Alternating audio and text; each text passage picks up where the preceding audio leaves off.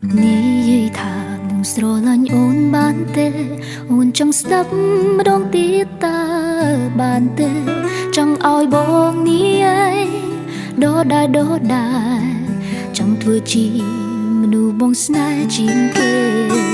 សម្រាប់អូនរូបបងគឺល្អគ្រប់យ៉ាងបងកុំគិតតែម្ខាងតើ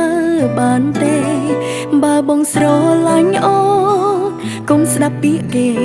អ្នកណាថាអូនភ្លេចស្នេហ៍អ្នកណាថាឈប់ស្នេហ៍បងនៅសុខសង្ស្រាប់តែ